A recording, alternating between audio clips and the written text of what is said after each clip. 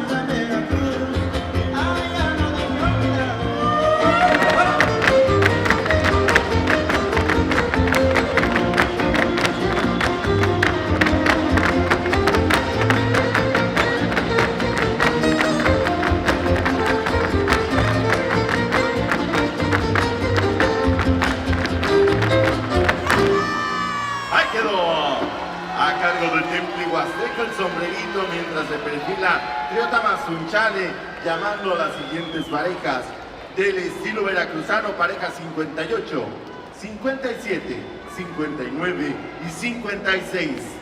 Un gusto saludar también aquí al buen Daniel Pérez, allá mi vecina, que nos acompañan.